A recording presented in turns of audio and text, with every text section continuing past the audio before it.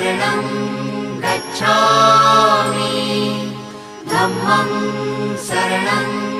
गच्छामि संघं शरणं गच्छामि